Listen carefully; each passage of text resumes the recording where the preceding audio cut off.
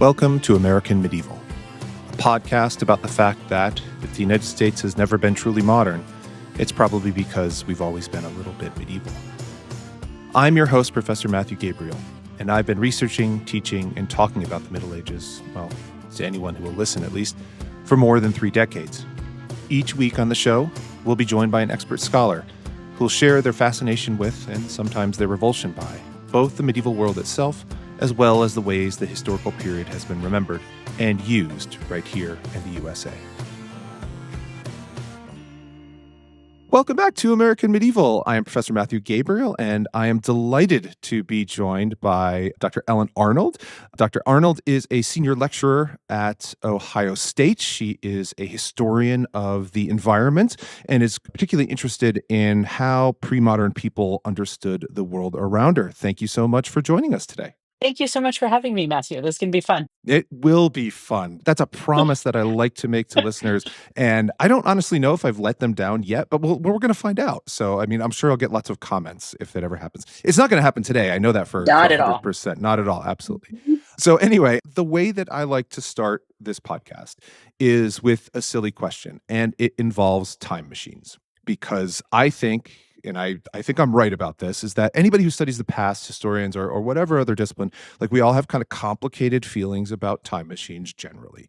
And we could talk about those complicated feelings maybe later. But the question is actually maybe a little bit different. So imagine that we actually do have a time machine, and that time machine has been presented to you, Ellen Arnold, and with the caveat that you have to go back and talk to a young version of yourself, a childhood version of yourself, and tell them that someday you will be a medieval historian.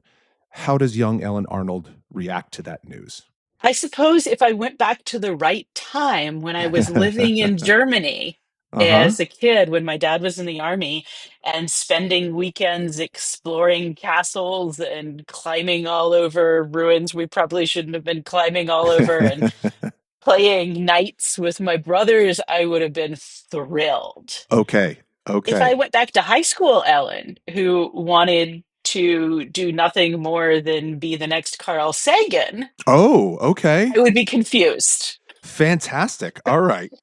Excellent. That's really great. And it's Mhm. also really typical when I ask this question. Everybody has kind of their own age that they're thinking of, like when I ask that question. But you've captured 2 things. So first, before we get to the medieval stuff, I want to ask about Carl Sagan. Like, so you were super into astronomy then?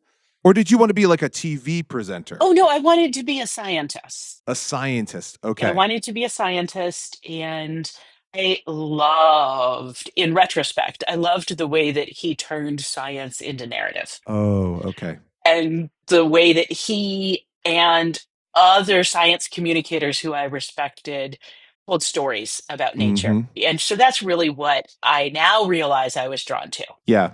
And that is what I get to do being an environmental historian. Ah, there we go. So you have perfect. So actually, high school Ellen would have been maybe confused about being a medievalist, but once it was explained to her, then she would have been like, makes perfect sense. This is the Yes. kind of thing that we want to do.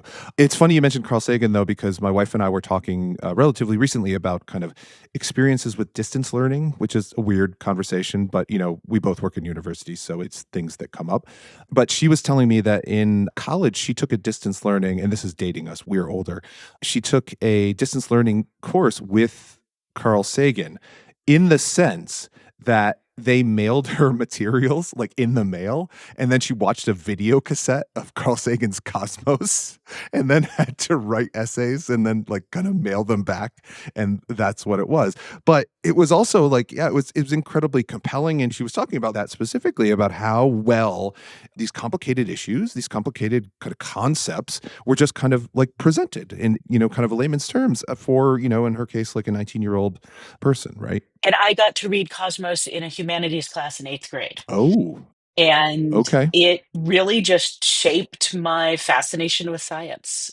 Mhm. The ideas that science was something that changes and grows and evolves just really stuck with me. And Yeah. I went on from Cosmos to become obsessed with his book Comet. Okay, okay. And just really this idea of science as something to talk about, Mm.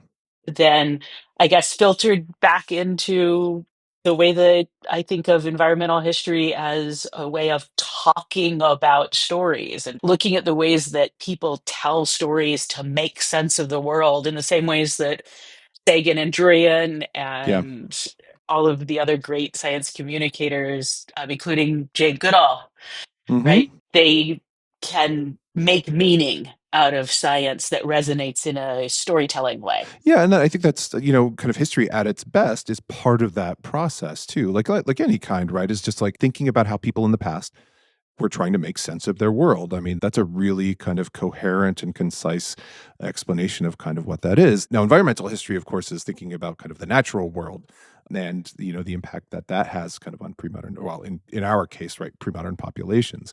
So was that influence, like the fact that you were not just interested kind of in the natural world generally in the storytelling aspect, but the medieval, was that influenced by your time in Germany then? Like, do you see that as kind of coming out of that? Or was there like a renewal of interest kind of after that, like in college, that you kind of see as part of your intellectual journey? I think that my time in Germany created a sense of appreciation of European places Mm, and European spaces in my world. And my sense of the past growing up was a lot deeper than had I just grown up with American history as my main subject. As I'm sure that we'll see on your podcast as it progresses, there's always a whole bunch of stuff going on in the Americas much earlier than modern American history. I think growing up in Europe let me see that a lot more than most Americans get to see. yes, there were in fact lots of people in on these continents, and they were doing stuff in that same period, right? Like, so whether we call that kind of a medieval Americas or something like that, like that's another conversation. We'll maybe another episode or something like that. But the idea, right, that medieval Europe was kind of unique in that it had kind of cultural developments is just a silly thing that unfortunately too many of our predecessors kind of were complicit in presenting to the world. And now we're trying to kind of undo that work, right? So, and in your own work with thinking about kind of environmental history, like I would think that those longer and kind of wider connections are tremendously important. Is that fair to say? Or is that really, are you much more interested in kind of what's happening at smaller local levels? Both. Both. In Okay. Yeah. Both. some And ways, yes. but both and in some ways. So the other thing that got me really hooked in graduate school that shaped my trajectory was falling absolutely head over heels for medieval hagiography Okay. and recognizing in the universal seeming stories of saints that there was a very particular locality Mm, that's buried underneath the stories, that there's specific people living in specific places who find ways to tell stories about universal truths. sure. And that for so long, people had focused so much on the universal truth aspect that they'd Mm, overlooked the people living in very specific places telling stories. And so I get really interested in how these types of documents can be both big and speak to broader medieval values and large cultural trends across time and space, but also be written by somebody who lives next to a particular river. yes. And so includes that river in their stories. Yeah, and I mean, that's really interesting because I mean, not being an environmental historian myself, that's not something that I'm thinking about. But as you're talking about that, thinking about the hagiographies that I have worked with, the landscape is tremendously important, right? To hagiographies all the way back to kind of the kind of great examples of late antiquity, which become the models kind of later on, right? Anthony of Alexandria, Martin of Tours, the Desert Fathers in Palestine and in Egypt as well, right? And then all the way through. So, do you have like a favorite example? Like, if I'm a young student coming up and saying, like, Professor Arnold, what are you talking about? How is this universal truth really care about the kind of local? First, you say, Matt Gabriel, raise your hand, please. But then you would say, Absolutely. My favorite piece of hagiography to teach, okay. hands down, is the collected hagiographies of Saint Foy. Ah, Foi of Conch. Lovely, lovely, lovely. Yes, Yes, yes, yes. because they not only let us see a very specific landscape in the stories that the three different authors of miracles tell, Mhm, mhm. but it's an important landscape that the some of which still exists and the fabric of pilgrimage is still tangible. Hmm. But also, we have three very different authors who successively tell very different kinds of stories about the place and the people that surround Caen. Okay. It's just a delight. Plus, mules are raised from the dead. Mules are raised from the dead, and Foix seems to kick a lot of ass, very frankly, in that as No, well. she heals the asses. Yes, but she likes to kill knights, mean knights who are trying to steal peasant wine, and among other things as well. A goose burns down a house. A goose It's burns just down a house. remarkable. It's a remarkable collection of text. But just to back up, so can you just give us like 5 seconds on who is Foix, what is the text like, and who are these authors? Because it's such an amazing, rich text available in English translation, I should say. And we should put that in the notes. We should put that in notes, Okay. absolutely. So, but quick and dirty, Saint Foix of Conques. It's a collection of miracle stories assembled by a skeptic who is based in urban university France and is rising the ranks as a cleric, Bernard of Angers. And he hears these stories coming out of the countryside on the pilgrimage road to Santiago de Compostela of crazy miracles, blind people being healed multiple times, donkeys rising from the dead, prisoners being released even though they're guilty, geese burning down houses, all sorts of Hmm. crazy things. And he is deeply skeptical Yeah. because this does not sound like rational, normal, regular miracles. And he believes that it's the country bumpkins making stuff up. Hmm. And so he actually, though, has a moment of doubt and faith crisis in his own sense of what is real. And he decides he's basically going to take a sabbatical Hmm. and go to this small town and interview people.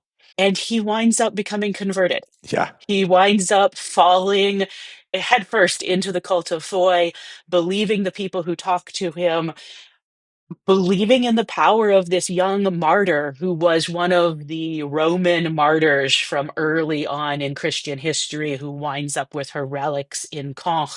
She's a young girl.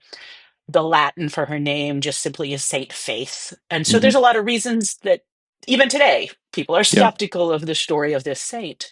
Bernard not only completely buys in, but then commits the rest of his life to recording the stories of her miracles as told Hmm. to him by this community. Yeah. When he dies, another writer picks up in his place and adds a whole extra book of miracles. And then when that person dies, a fourth writer steps up and continues to tell the stories. Yeah, there's lots of fascinating things. The text itself is just amazing. It's so rich with all sorts of details and just kind of really kind of vivacious color, like all these weird things, like Mhm. you were saying, kind of happening. But then there's the weirdness of the saint itself, right? Like, as you were saying, like this legend of a Roman martyr. She is a young girl. I mean, probably like what? Like, I think like 8 or 9 she's supposed to be, or like extremely young, but then kind of manifests herself in these presents as a young girl.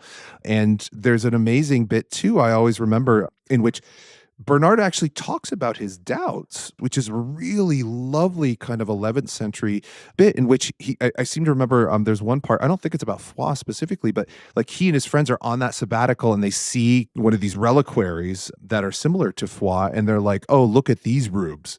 Like, look at these kind of bumpkins kind of worshiping this reliquary. And then he switches, right?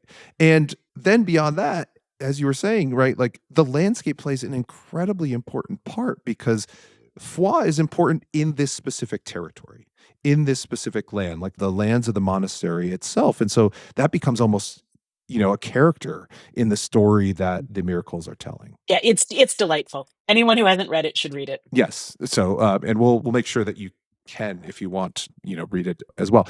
So, in a story like that, when we talk about kind of the landscape playing a part, or like it's incredibly important that it's localized around this particular monastery and the lands around Foix, like how do rivers and fields or hills or whatever, like how does the environment kind of generally, which I think most of our listeners would think of as kind of the physical landscape, like how does that play a part in the story?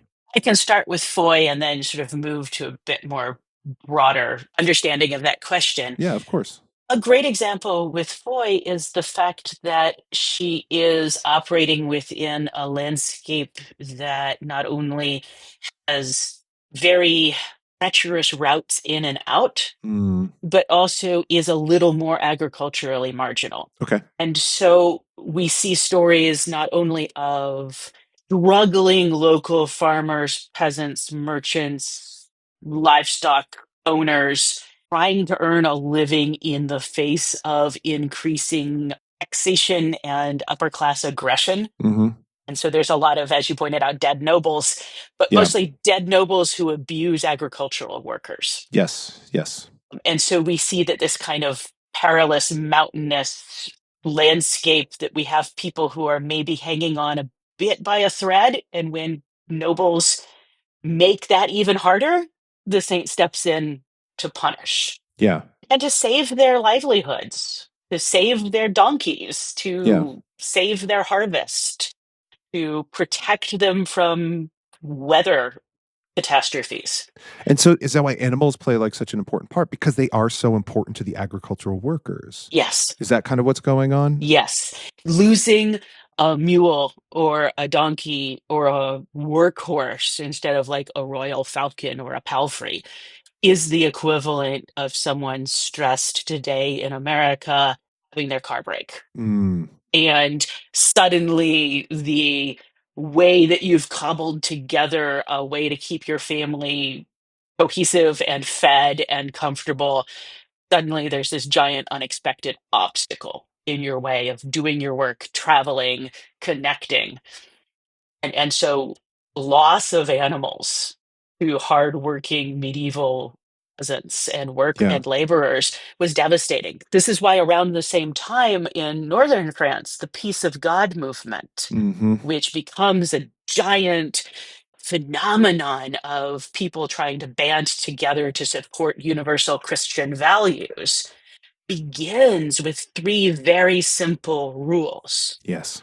The first of which is you are anathematized if you kill a peasant's horse or cow or sheep. Yeah, because those matter, right? And I'm thinking about like, I was making a joke about Fly because Fly is quite vengeful and she's very clearly protective. And, it's used by historians of the Crusades, for example, oftentimes as this kind of early 11th century example of kind of saints becoming very active in the world, literally punishing people, kind of usually as the story goes, and there's problems with that story, kind of in the absence of royal power, saints are filling this kind of political function, right, of protecting the peasants there. But a lot of the actions that she's doing is she's protecting grain stores. She's protecting kind of foodstuffs, right? Those are the things that people are trying to, or these kind of rapacious castellans, these rapacious nobles are trying to steal away and are critically important, as you were saying, like in an economically marginalized or agriculturally marginalized kind of region. And states actually intervene even in richer zones. One of Yes, they the do. things, and I think this is one of the things that then makes this a kind of question that can be applied across the range of hagiography, not just in unique cases like Foy. One of the things that really jumped out at me when I was researching for my most recent book on rivers was I couldn't pin down a single place. I wound up having this broad wealth of places that I pulled into the story because all the saints Mhm. step in some way or another once we hit Yeah. miracle stories and their posthumous lives. They all step in to protect the monks, to protect the communities, to protect their families, Mhm. broadly construed to be all the people not only belonging to the monastery or the church affiliated with the saint or their relics, but all the people who are economically bound up to those communities and who Yeah. rely on the stability of those communities for their own agricultural stability. And so all across the board, we see the saints not only stepping in to protect the environment from malicious harm, Mhm. but also using the environment to punish malefactors, using nature as a way of wreaking vengeance and punishing behavior. So are you talking about like creating storms or something like that? Like, Creating storms. okay. One of my favorite examples is people who tried to steal beehives from a monastery Oh, okay. and stole a boat, rowed over to the monastic lands across the river, put the beehives in the boat, and then on the way back, the bees escaped the hives and stung the people to death. Were the beehives recovered or are they just still floating out there in the They middle were of the— recovered. Okay, they were recovered. Okay. Boats washed up on shore with the dead thieves, and the bees were put back in place. Yes, and they were very docile as they were placed back. So the natural environment is kind of part of the saint's world in that way. Yes, the saints can not only respond to human actions and use human agents through visions, through dream quests, Sure. through direct instructions, but they can actually use the natural world and manipulate it as part of their existence between heaven and earth. Yeah. They can change things. They can change things. Yeah, no, and I was thinking too about one of the popular conceptions about the Middle Ages is, or one of the few things I should say that people know about the Middle Ages are people like Francis of Assisi, right? And one of those things is kind of his familiarity with animals. But I mean, what you're saying, and I think what medievalists have known for a long time, is like this is a much older thing, right? The relationship of sanctity with the natural environment and the harmony that they can bring to kind of set things in order goes back much further than that, right? Yes, and one of the things that I find super interesting about this is Francis is often set up as like the only medieval saint to love nature. Yes. But I think that one of the things that you see when you really slow down and look deeply is that all of these stories are about lots of people throughout the Middle Ages knowing Mm, places and knowing animals, yeah. not only knowing things about sheep, but knowing specific sheep, Yes. but also loving them. There is a kind of sense of care, and back to sheep Mhm. pastoralism. Yeah. There is the sense, the Christian idea of the pastor. Mhm. That includes a care for nature, a care for not only humans and human souls, but a care for creation. Yeah. That's really deep. And that extends beyond, living beings to the natural environment as well, do you think?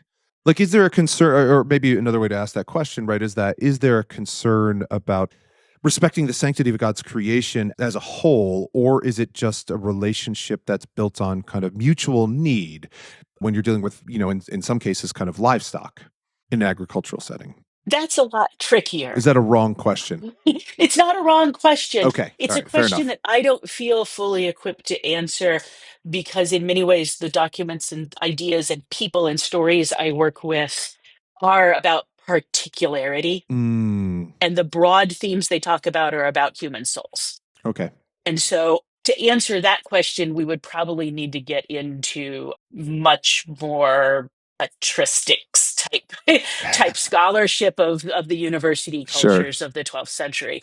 What are the people reading Isidore professionally saying about the way God works in the natural world and what nature is? That's a category of evidence I've just not really gotten as deep into. Fair enough. Totally. I'm a Yeah. babe in the woods here, so I'm just asking questions. The animals are compelling, right? The animals are compelling. Yes. Because it gets us not only it gets our attention because we still like stories about animals because humans like animals. But it lets the medieval audience think about what is the difference between people and animals. Mhm. And one of the things that, to go all the way back to Foy, one of the things that bothers Bernard at first, and then he becomes an apologist for it, is Saint Foy raising mules from the dead. Mhm. It's like, why should a mere animal that doesn't have a soul be raised from the dead? And it causes him great doubt. And then he goes down and he's like, oh, I get Yeah. it. It's because, hey, it's a minor part of creation, but it's still a part of creation and it lives and it's a needed part and it was unjustly punished. And so Mhm. it gets to come back. Yeah. And it becomes a part of, in that particular story too, like we were talking about, it's important to Foi's human followers as well, right? Like that mule served a devoted servant of Foi. So they need that mule in order to effectively live and to feed their family and stuff like that. So it's not just kind of the instrumental kind of thing of like raising the mule from the dead. It's all the follow-on implications from that as well. And I guess this is a way that we can use the animals to get to this bigger question that you asked, Sure. is that around the same time that Bernard is writing, we also see the start of what will sort of come to be called the bestiary craze, Mm. which is when monastic communities and university communities and burgeoning schools try to find ways of assembling universal knowledge and try to find ways to re-explain classical Christian knowledge to a broader reading audience. And one of the ways that they do this is they work with both Isidore of Seville, but also a source known as the Physiologus. And they go back and they collect and accumulate all of the knowledge about all of the created world in the forms of bestiaries, which look at animals, lapidaries that look at minerals, and then herbal books or Hmm. bariums that look at the vegetable world that God created. And they not only try to put in, and here's back to me being interested in scientific storytelling, Yeah. they tried to put in all of the scientific evidence that is there for what this Oh. animal is, what this stone is, what this plant is, but then also all of the moral stories that can be learned from the natural life of those animals. One of my favorites is the elephant, who is used throughout the bestiary conversations as a potential archetype for the good Christian, Mm. and potentially even one of the animals that can stand in for Christ's lessons out of the New Testament. Hmm. Hmm. But they use these books to not only accumulate scientific knowledge, but also to then take the animal and show why that animal is woven into a bigger fabric of meaning and creation and morality, and what are good human uses of that animal and what are bad human uses of that animal. Not only how should we behave ethically around that animal, but how does that animal teach us how to be ethical? Yeah, I mean, a totalizing system is a totalizing system, right? So like everything has to fit. If you're a monastic, writer, a Christian monk in the 12th, 13th century or something like that, like it's just got to fit. Like it's just you're starting from that premise. But you're talking about kind of accumulating scientific knowledge, and I think that one of the great assumptions about the period is that this did not include ancient knowledge. Is that fair or is that unfair? That is unfair. I'm shocked to hear that. Things that didn't happen for 500. Yes, exactly. They had classical knowledge. What gets in the way of that, where that comes from, and this is Mm, something that I work backwards with a lot with my students, is there were indeed some classical treatises that medieval Europeans did not have access to absolutely, sure. because they'd not been translated into Latin out of Greek or other ancient languages, because the manuscripts hadn't made it across all of the geographical barriers it takes to move books and move knowledge. Mhm. One of the things we often forget when we are thinking about how we learn knowledge today, how quickly I, living in Ohio, can have some window into what's happening in California or in Florida or in modern France, Yeah, yeah. is knowledge could only move as fast as people could move Yes. and could only be brought with people as they were making these giant trips around the medieval world. And so some classical knowledge was not in existence in pre-Crusade Europe. Much of it was, though. Yeah. And we sometimes get lost in the conversation about rediscovering Aristotle, for Yep. example, via the Crusades.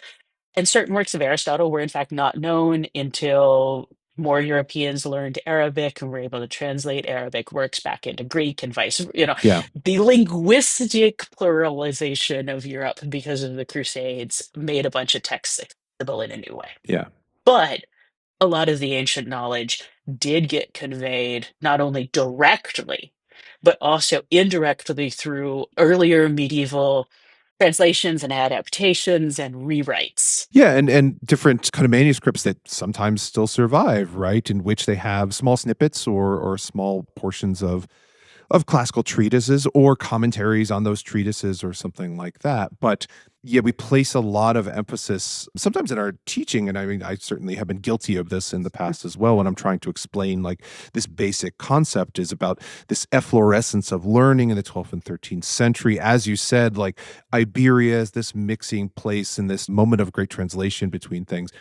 But there was a lot of that kind of going on beforehand and a lot of manuscripts that were circulating that we don't even have evidence of because as you said, like information only travels with people. Like they have to tell you or they have to give you a piece of parchment or something like that in order for you to do that. It's it's a lot different than now.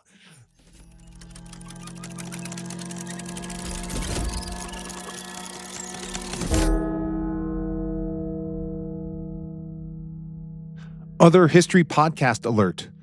This Guy Sucked is a history podcast for haters by haters. Join historian Dr. Claire Aubin and a new expert every week to pull back the scholarly curtain on some of the world's biggest bummers. No dead person is safe, and the show's guests prove that the best part of understanding the past is criticizing it.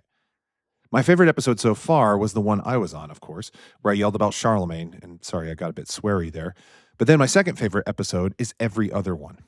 History isn't just names and dates, it's names and hate? Oh my God, I'm so sorry. Don't blame the podcast for that one. Instead, go find This Guy Sucked every Thursday wherever you listen to podcasts. All right, back into the time machine, back to the Middle Ages.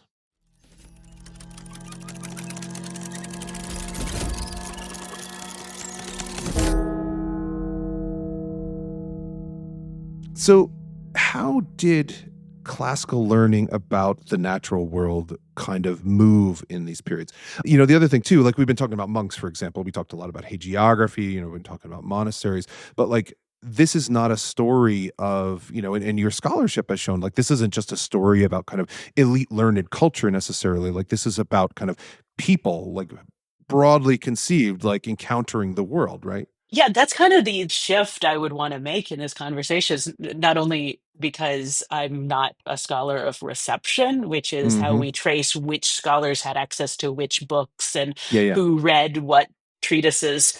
That's one way to find out how classical knowledge moved, right? Is we can Sure. follow those kinds of snippets that you mentioned. We can look for people lightly paraphrasing the ideas of earlier scholars Mm-hmm. or even arguing with them. Mm-hmm. Mm-hmm. There's a great source that I have been teaching lately of a early Christian Cosmas Indicupletes. Okay. He's Cosmas, the Indian Sea traveler. He's an early Christian who's a merchant and who travels around the late antique world and decides that, unlike classical reception, that the world was not round. The world was a box. Oh, And he okay. makes it match the tabernacle out of the Old Testament. Oh, sure. Why not? Okay, great. Why not? Right? Yeah. He's completely on his own. He's out there. No one else agrees with him. All the other medieval thinkers are like, that's wacky. Of course, the world is round. You're Yeah. a merchant. Why do you not recognize this? But he literally gets into the middle of it in his discussion. He's like, and this classical scholar is wrong, and this classical scholar is wrong, and these ones are crazy and anti Christian. And he even says, like, people who rely on classical knowledge are just silly. So we see medieval people literally interacting with these classical sources. Yeah. Most of the time, a lot more respect than Yeah. Cosmos. Not always in kooky ways like that guy did, but Yeah. And I think the reason I highlight this is not to perpetuate the myth that medieval people thought the world was flat. Almost all medieval people knew it was round. But to get at this other myth that if classical knowledge existed, medieval people just passively accepted it. mm-hmm. They were actually engaged. They were active readers. They were always questioning. And because of this idea that you brought up of the totalizing way in which all the knowledge needs to be somehow snapped together into place by God, that you actually have to actively engage it. Mm-hmm. And you have to every time you sit down, not just say, okay, I guess that's the way things are, but wrestle with it and question it. Back to Bernard. Yeah. Medieval people are much more skeptical and critical and thoughtful than we generally give them credit for. This goes into the way I wanted to shift the discussion about knowledge of nature away from how did medieval people know classical knowledge to the fact that I am increasingly convinced that what hagiography is showing us is that the learned elite of medieval Europe are actually in conversation with the peasants and the farmers and the shepherds a lot more than we think. That it's local knowledge that is also seeping its way into this written evidence. That we see, for example, Gregory of Tours and some of his monastic brethren getting on on a boat and having a long, drawn out conversation with the guy running the boat about where the best fishing in the neighborhood is. Hmm. That local agricultural practices are on display. People acknowledging local practitioner knowledge in a way that we have for a long time assumed was just not done. Yeah. This is really interesting because I think it gets at a pet peeve of mine, absolutely, which is that the assumption, even among, some scholars, that monasteries or church places or literate populations were entirely walled off from the outside world. That is absolutely hagiography shows us that extraordinarily clearly. All those desert hermits are never alone for even like a minute. They have people visiting, they have servants there, they have other monks showing up. Like those guys can't get a minute's peace to do their hermit stuff. And that's let alone like a giant bustling monastery, like not even just Cluny, like one of the huge houses of medieval Europe, but even like a smaller house has all these people kind of milling about. And a mix of classes, right? Like maybe the monks themselves are all of higher class. That's not a guarantee that that's actually true, but like they are interacting. They have to interact, with the local population like every day. And it's really neat when those sources kind of show those moments, right? But the other part too is you seem to be suggesting, and again, like this is blowing my naive little mind here, suggesting that they're interacting with the world around them in the medieval world, that they are thinking about not just received knowledge, but new ways of thinking about things. They are testing things out, they are exploring things. Like it seems like they're kind of doing science in some ways. But I was assured that medieval people didn't have science at all. And here we get into two of my favorite things. One, the fact that science just means knowledge. Doing science in a pre modern disciplinary sense simply means expanding knowledge. And so, absolutely, medieval scholars are doing science all the way through. The very recent divisions between science and STEM and the humanities are just that. They're very recent. They're a product of modern hyperspecialization and the transformations of universities since they were started in the medieval world up until today. But that's another claim for medieval people doing not doing science, right? Yeah. The roots of our university system in Europe that was then inherited and transformed in America is in the medieval cathedral, is in the attempts by these people to read the book of nature in the same ways that we read the book of the Bible as evidence by God of the path that one should take to reach salvation. And so the more you understood about nature, the more you understood about how those pieces all interlock and how things really work, the closer you're going to get unlocking how one survives Yeah. this life and enters into the next one. Yeah. If you actually look at the sources, I mean, that becomes so abundantly clear so quickly, just at a cursory glance. Like these people are ravenous to understand the world around them. They care very deeply about it because as opposed to and go back to Bernard, right? Like even like a city boy like Bernard in Angers, which is not like a big city in the 11th century, let's be clear. But like you need to understand weather. You need to understand kind of soil. You need to understand how water moves across a landscape. Like all of that stuff is super important in a pre-industrial world, right? Like the idea that nobody cared about it. My head goes back to kind of old academic Twitter when I remember like days of a contest in which some guy said like there was 0%. You use that phrase, I will always remember 0% science in the Middle Ages. And then like people were like, yes, the Enlightenment invented science. And then Mhm. like medievalists initially kind of very politely saying like hey guys, like I hate to break it to you, but like there was at least some percent science in the Middle Ages because like they tried to 12.2. understand their will. Yes, yes, exactly. But it just seems like it's such a weird kind of zombie myth that still seems to kind of exist, right? In which again the evidence is just abundant that it's not true at all. And I mentioned that this brought up two of my favorite things. My Yes. other favorite thing that this brings up is a person from right around the same time that Bernard is living and writing, a man named Lambert, Mm-hmm. who is a canon, which is a type of monk, a type of monastic person. And he's working and living in northern Belgium in a place called Saint Omer. And he writes all by himself over the course of about 30 years, a universal encyclopedia of the world. It becomes known as the Liber Floridus, or Mm-hmm. the flowery little book. Amazing illustrations in those manuscripts too. Yes, and it gets copied and gets moved on, Yep. and other Yep. people copy it, and they're wonderfully illustrated. Our very first one, though, he wrote by hand. We have what is his autograph, which is the one he made himself, including all the images. He also made his own images. And over the course of his entire adult life, out of a tiny little monastic library in northern France slash Belgium, he reads voraciously. He has conversations with all the visiting scholars who come to the nearby bigger town. And he just slowly builds up his own, honestly, internet. Mhm. He builds up his own way to move back and forth between categories of knowledge by turning the pages. He has a bestiary. He has a lapidary. He has a section on all of the healing medicinal plants of the Holy Land.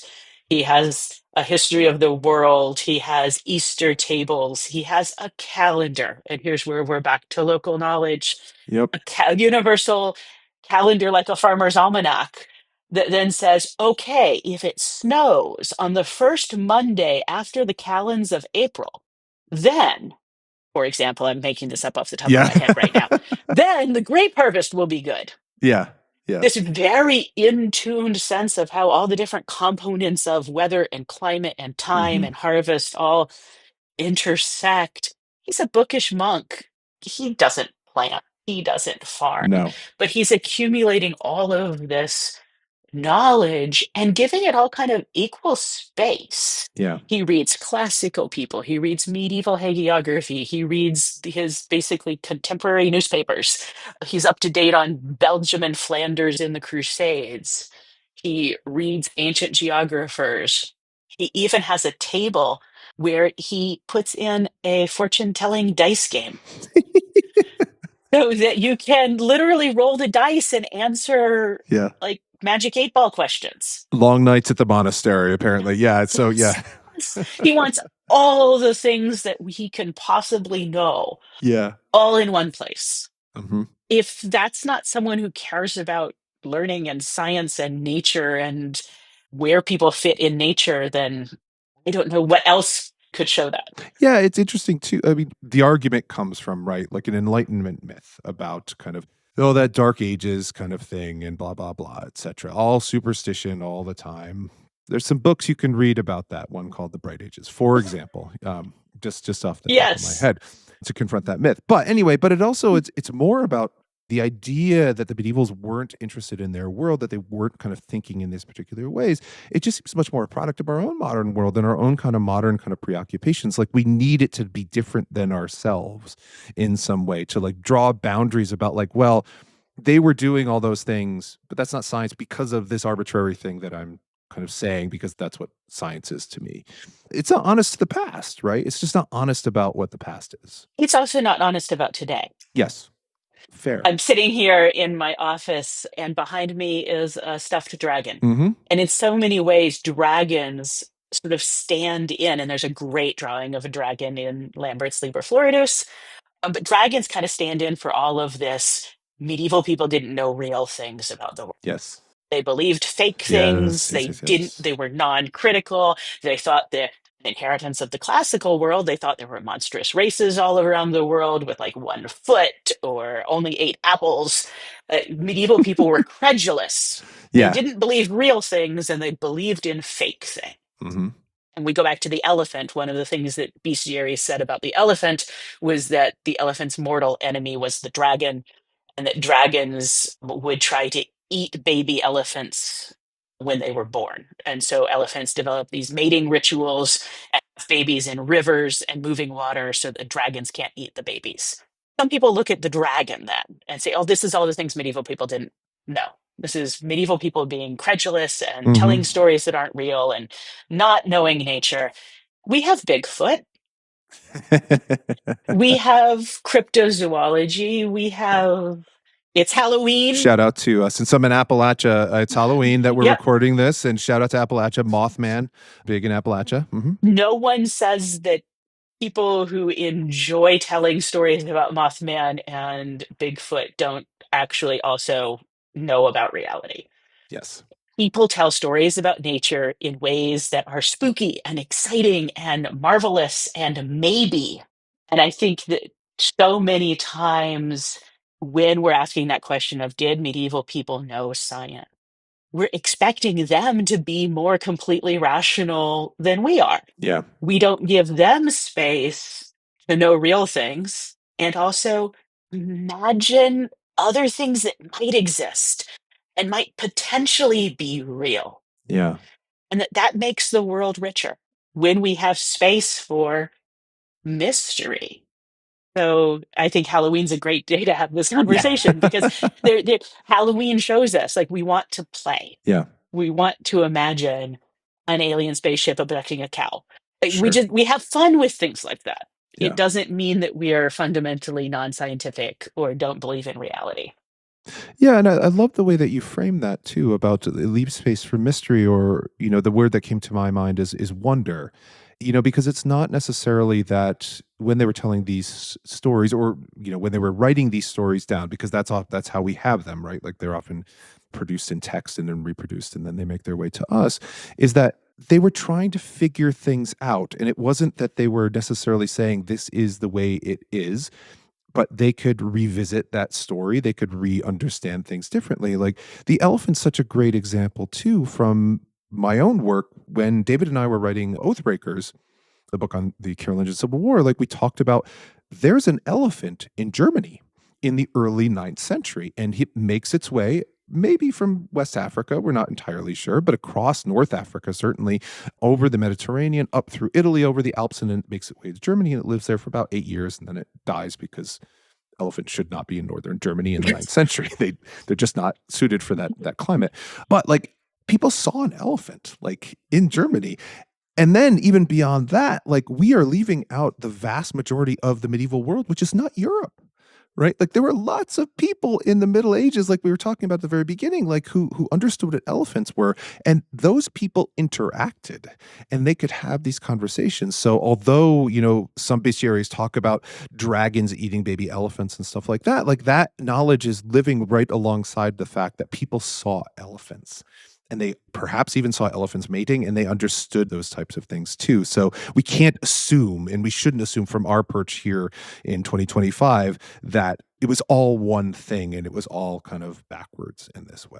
I've also used elephants in something that's not out yet, but the preface that I wrote to a global cultural history of the environment that covers the Mm, medieval period. And I used the elephant to link together a bunch of these essays, not only because of the famous examples like Abulavas, yeah. but because they are such key examples of this idea of how knowledge of nature moves Hmm. and how mistreatment of animals and mistreatment of people, to go all the way back to Conk and Foy, can go hand in hand with these Yeah. processes, because every time you move an elephant in the pre-modern world, you're also moving an enslaved elephant driver. Yes. And the knowledge of how to feed and care for an elephant that moves all the way Mhm. from Africa or India to wherever it goes, that knowledge is there are some books about elephants in medieval India, but those books are not moved and translated. The enslaved elephant keepers are moved. Yes. And Yeah. it's that idea that knowledge comes at a price that is also important to this conversation, that the acquisition of new knowledge and new animals and new plants and new spices comes, and we tell this story with the Columbian Exchange, that the acquisition of new knowledge is never a neutral thing, No. that No. it comes at the expense of other people very often. Yeah. And so we have to add in to conversations about how did medieval people, no matter where they were, get knowledge, is it's not always a positive route for that No, new no, no. knowledge to make it into the world. Yeah, and like you said, because it's always people that are carrying that's the only way that information travels is with people, either orally or in text or some other form like that. And it is important to think about the people who were transmitting that knowledge. Like you said, like with Abul Abbas, right? Like the other group that survives like this transalpine crossing to bring the elephant north is a Jewish person named Isaac, who was sent as a delegate. And like we have to think about his status within this Christian world. Like it's really kind of problematic to think about because I think there's an assumption that he was free. And like, I don't know if that's actually the case or not. It's probably not the case, but yeah. I do want to transition. We're kind of moving towards the end of our conversation, unfortunately, because this has been so great. Because I want to ask you, you are, if I am not remembering, and nobody can see what I'm seeing, right? Because I can see not only the dragon behind you, but I can see one other animal behind you in abundance over there, and that is the mighty penguin. So, can you tell us a little bit of something about like the pre-modern penguin? Okay, so that's actually part of why I mentioned the Columbian Exchange there in the last Excellent. bit, because I suspected this question was Oh, coming. I had to ask about the penguins. Come on. My newest research project is on the global history of penguins. Oh man. And it's surprising. It begins in the what we would think of as the Middle Ages, broadly construed. Obviously, people relating with penguins is a long story, most of which we don't have access to because of the ways in which indigenous knowledge was lost as communities died out. But the European history with penguins, I used to think, wouldn't monks who wrote bestiaries have loved to have known about penguins? Yeah. Whole bunch of little black and white clad animals who huddle together and you can't really distinguish what their gender is, and they go months without eating, and like there's so many ways in which emperor penguins in particular, like wow, what a great metaphor for a monastery. Yes. But then I realized I was falling into the modern trap of thinking all penguins are emperor penguins, Mhm. Mhm. and thinking that when you see a penguin you automatically know all of that. Yes. Looking back, at first, Europeans, it took a really long time for us to understand all the things that we now know about penguins. Mhm. At first, when the very first Europeans encountered penguins, it was not actually with a sense of awe or wonder or look at these strange, marvelous birds, look at these little upright people in their tuxedos. The first recorded encounters that I've yet found were when Portuguese sailors were going around Africa, because penguins, of course, actually don't only live on the South Pole. They live throughout the Southern Hemisphere, including large portions of the coasts of Africa Yes. and South America and Australia. And so penguins are actually really widespread. The first penguins that were encountered by Europeans were black-footed penguins in South Africa, and the response of the people who saw these birds were, "Oh, those look delicious." And they killed them and ate them and ate their eggs. Yeah. That they Yeah. were not at all surprised to see black and white egg-laying seabirds, because that's the Atlantic is full of puffins and cormorants and all of these black and white egg-laying seabirds. And so the first Europeans who saw penguins just ate them. Sure. That's shocking, but also like not surprising when you think about it for a minute. It's just like a bunch of sailors being like, what can we eat? Whatever we see, we're going to try to eat. So it's just, Yeah. there it is. Let's eat it. So, Yeah, so the 1400s, we see Europeans encountering black-footed penguins for the first time. We only know about this because of elite people being on the ship and writing about it later. But it introduces the idea that all of the sailing ships that went around South Africa eventually would have encountered, if they stopped and landed at the right time of year, nesting penguins. yeah. And so we just don't get their voices of those early sailors. No, of course. Yeah. So that's throughout the 1400s. And then in the early 1500s, when Magellan and his Hmm. voyage is traveling, and Pigafetta, the Italian diplomat, statesman person, gets put on the ship and goes with them, they get down to the Magellanic Straits and they encounter South American penguins. Hmm. And once again, I was sitting there for so much of my interest in penguins thinking, oh man, medieval people would have just freaked out and would have been so amazed and so startled and would have put these right into the bestiary. And no, in fact, they just say, we found two islands full of geese and goslings, of which geese, the large number could not be reckoned, for we loaded all the five ships with them in an hour. Wow. They're not confused at all. They know No. exactly what these birds are. Hmm. Their food. Their food. They're not exactly the same, right? And of course, it's important to remember, and I have to remind myself because I am poisoned by cartoons and popular culture to think that penguins exist in both hemispheres. They do not. They are a southern hemisphere animal, but puffins are northern hemisphere, and there's some sort of similarity there, at least kind of visually, at least on first glance. Was there any sort of conversation in these initial sources, kind of equating them, or like they're compared to geese in that source, which is really interesting. That's not the place my mind would have gone. But they're trying to take something weird and make it familiar, these Europeans, right? Yeah, and in fact, what gets in the way for us is that the medieval sailors who are encountering these birds in Africa and in South America Mhm. as they are expanding European encounters, they know a lot of Atlantic seabirds. They know not only Yes, of puffins, course. Yeah. but they know cormorants and they know auks. And many of the auk species are black and white. Okay. But they also, at the point in the Middle Ages, they also know great auks. Okay. Great auks are a black and white North Atlantic bird that stand upright on two legs and cannot fly. Oh, And they were about a meter high. okay. And they were hunted to extinction in the early 1800s. Okay. And so, in fact, for a long time, European natural historians thought that penguins were auks. So they just equated them. Yeah, they are so similar. I mean, it makes sense, I guess. Yeah. And they're Yeah. not even confused by the flightlessness, because there's an example of Yeah. big black and white flightless ocean birds literally off the islands in the North Atlantic. Yeah. And so we now are almost more struck by the oddity of penguins than people would have been before we killed off the other bird that was most like them. Yeah.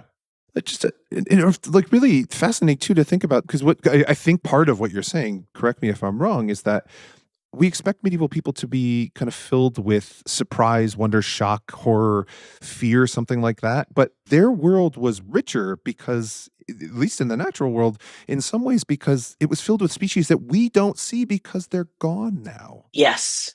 Yeah. And relationships with nature that most of us living in an industrialized society don't have because they're gone now. Yeah. Lifestyles of labor and work and engagement and touching grass and touching dirt and growing Mhm. things, that holding a animal when it's born and killing an animal. Yeah. And there's a tangible relationship with the natural world that medieval people had across the board that most of us don't, I won't say get to experience, because I don't want to live in pre-modern Europe, but that most of us don't experience. Yeah. And that maybe goes back to the very beginning when I was talking about, complicated relationships to time machines. Is like, I don't want to go back in time to study anything in the Middle Ages. I don't want to spend any time there at all because I like modern society. But, just reminding us that it was a different way of living, and one that is a little bit hard to imagine at times, but is possible to think about, and really kind of enriching to think about, I think, at times. So even with flightless birds like the penguins, or the long lost great auks. So Yeah, I just went back and looked in my notes for the date, and the last great auk eggs were destroyed in 1844. wow. But they used to just populate islands all across the Atlantic, right, for centuries. So in the 14th, 15th centuries, they would have been a relatively common occurrence. And so you see a new one of them in Africa or in South America, and you're like, oh, hey, it's an auk. Yeah. It's a slightly different looking auk. Even Yeah. though that name actually didn't exist, but Yeah. oh, it's Yeah. one of them. Yeah. A goose. It's a goose. A flightless goose, as the diplomat said. So Yeah. this is unfortunately, we are running out of time, but this has been absolutely fascinating and just so interesting. And I can't wait to hear more about penguins in the pre-modern world as well sometime in the future.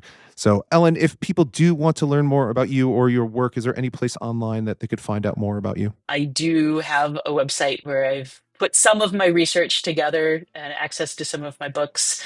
My website is www.efarnold.com. Excellent.